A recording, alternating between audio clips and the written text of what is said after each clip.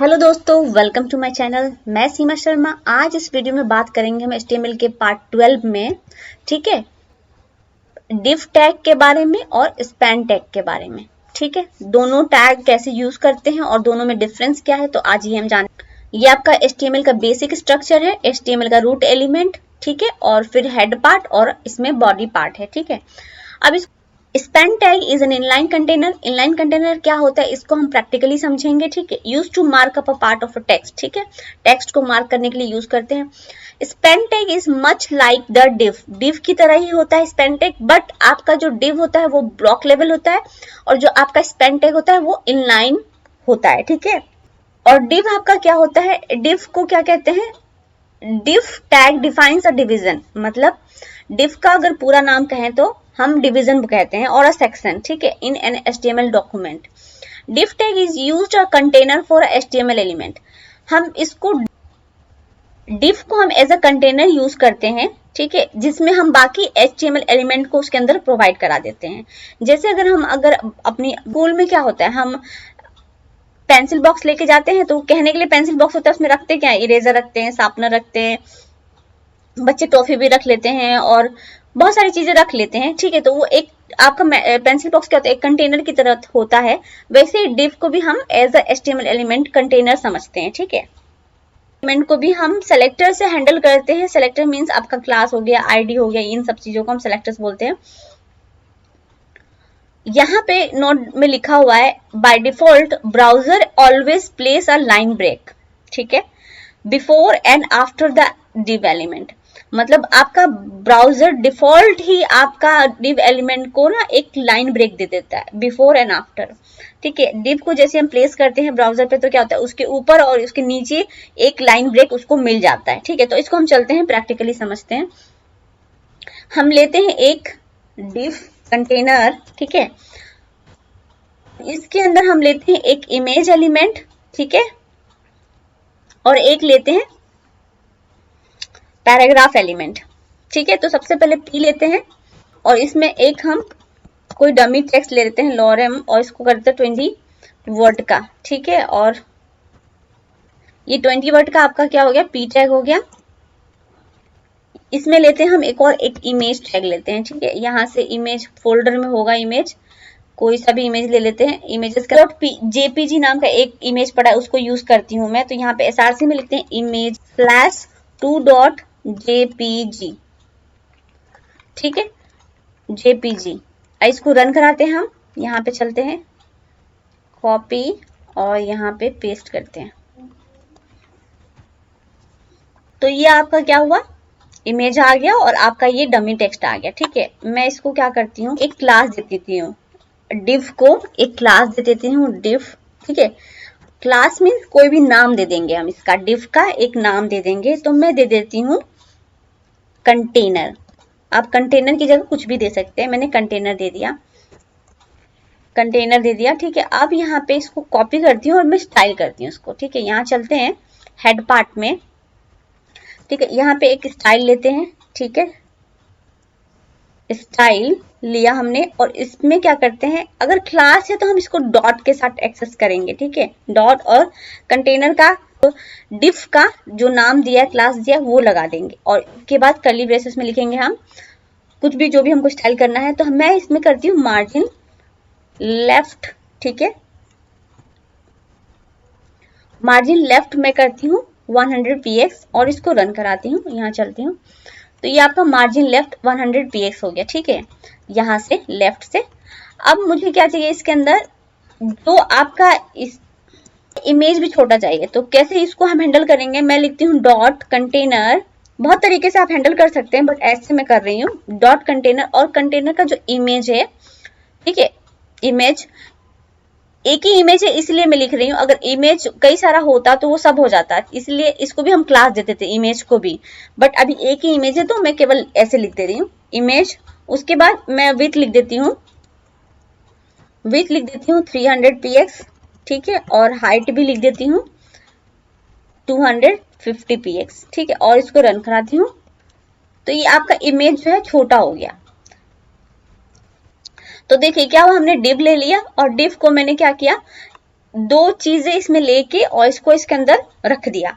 अब इसमें आप कुछ भी ले सकते हैं, यूएल भी ले सकते हैं, ठीक है, लाइक यूएल में एल लेते हैं हम, तो यहाँ पे लिखते हैं हम, नाम लिख देते हैं, फ्रूट्स का नाम लिख देते हैं मैंगो। जब भी फ्रूट्स लिखो तो पहला नाम मैंगो ही क्यों आता है, ठीक है, और मैंगो हो गया।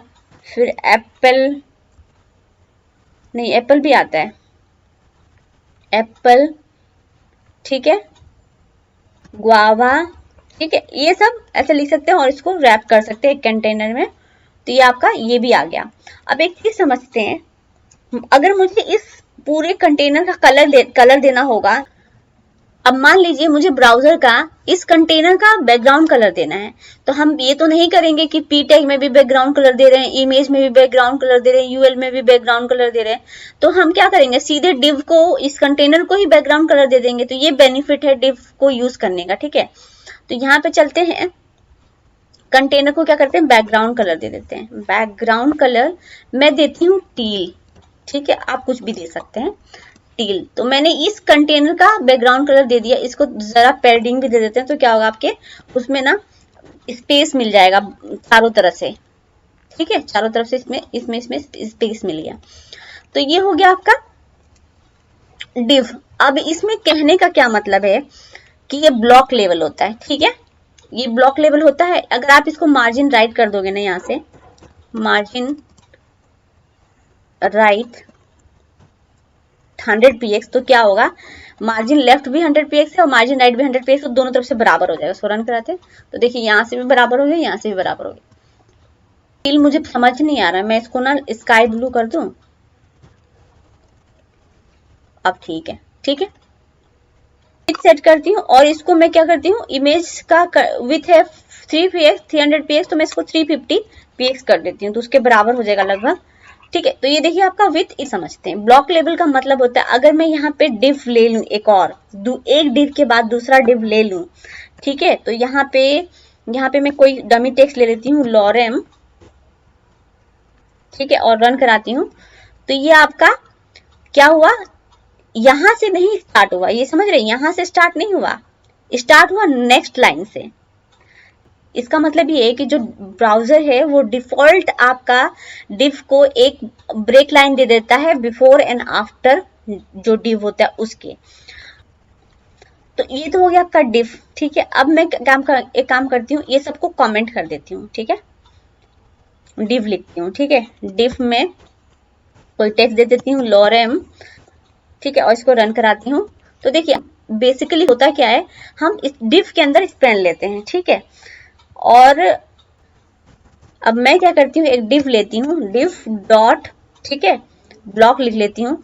आप कुछ भी लिख सकते हैं, मतलब क्लास बन जाएगा वो, ब्लॉक लिख लिया। इसमें लिखते हैं स्पेन टैग, ठीक है, स्पेन में देते हैं लॉरेम और इसको रन कराते हैं। तो ये लॉरेम हो गया। अब देखिए इस ब्लॉक को मैं कलर दे दूं जरा, यहाँ पे चलते हैं स्टाइल के अंदर और डॉट और यहाँ पेस्ट करते हैं और इसमें बैकग्राउंड कलर देते हैं, देती हूँ और रन कराती हूँ। तो देखिए आपका ये क्या हुआ, डिव का कलर हो गया, ठीक है, कलर हो गया, ठीक है। अब एक काम करते हैं, मैं ये स्पेन टैग को वापस से कॉपी करती हूँ और यहीं पे इस कंटेनर के अंदर, इस ब्लॉक के अंदर ही पेस्ट करती हूँ और इसको क्लोज कर देती हूँ, ठीक है, और रन कराती हूँ। तो देखिए जो आपका, इसको मैं क्या करती हूँ, यहाँ पे कलर देती हूँ, स्टाइल कलर का ना मैं बैकग्राउंड कलर दे देती हूँ, बैकग्राउंड कलर रेड, ठीक है, और इसको रन कराती हूँ।